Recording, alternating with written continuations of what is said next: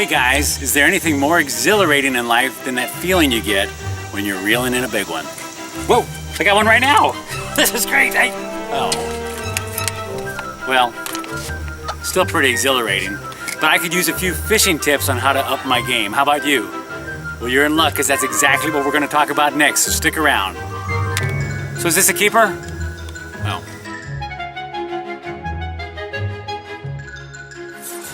Well, in all honesty, when it comes to fishing, I'm literally like a fish out of water. I can fake it pretty well, but I don't have a clue as to what I'm doing. That's why I'm so excited to have my good friend and fishing champion, Mark Linville, join us today. How's it going, Mark? I'm good, Robbie. How are you? Good. Now, Mark's not one to brag about himself, but he's quite the accomplished fisherman, entering and winning tournaments consistently for years. Mark, I was hoping you'd share a little bit about your fishing history with us. Can you do that? Sure. Grew up the oldest of three boys, and my father was a fisherman, so had the opportunity to go with him quite often when I was growing up. And then when I got married, Diane allowed us to get a boat, and we've been on the water an awful lot ever since then. Excellent. You know, there's so many different aspects to fishing, from rods and reels to baits and boats to time and temp. There's no way we can cover this all in a short video. But I thought it might be kind of fun today if you shared a few of your favorite tips or secrets with us. Are you willing to do that? Sure, we can do that. Let's do it. Okay, the first tip that I want to share with you today concerns my red hooks. I will always replace the hooks on a bait when I buy it, but I always put a red hook on the front of every bait. I believe that represents maybe an injury to that bass and gives them something to shoot at, a target to actually shoot at on whatever this is supposed to represent, in this case a small wounded fish. But I always replace the hooks and I always put a red hook on the front. Okay, the second tip I want to share with you concerns topwater baits.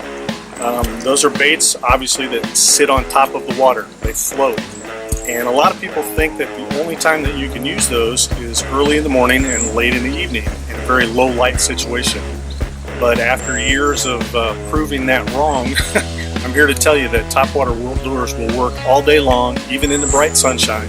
If you just stay after it, the fish will definitely come up and bite them anytime during the day. Okay, the final tip that I want to share with you today concerns just fishing in the summertime in general. People think that when the water gets warm, that all the fish go away from the shallows out into deep water. After years of disproving that fact, I just believe that that's a fallacy. That all year long, regardless of water temperature, a certain amount of fish and even a certain amount of large fish stay up in the shallow waters and are quite catchable throughout the summertime. Wow, now that's what I call teaching a man how to fish. Hey, I was wondering if you wouldn't mind sharing why it is you're so passionate about this sport and what it is you like so much about fishing. Well, first off, it gives me a connection to my father. He's the one who taught me how to fish, and now he's gone, and whenever I fish, I still feel that connection with him. Secondly, the rest of my family as well enjoys fishing, so it gives us some really good quality fishing time. And then probably one of the most important things is, as a Christ follower, I just enjoy being out in creation. I love being on the lake when the sun's coming up and everything's coming to life in the morning. It's just so peaceful, and it really sets my soul. Wow, that's great stuff, Mark. I guess the only thing left to do is to see if your advice really works. Let me give it a shot. Wow, I got another one. It's a big one. I can't. Oh.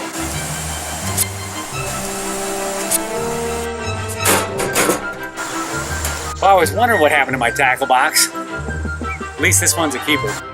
Hey, don't forget to like this video and subscribe to the channel by clicking the button below and leave a comment. In fact, I'm curious, what's the biggest fish you've ever caught?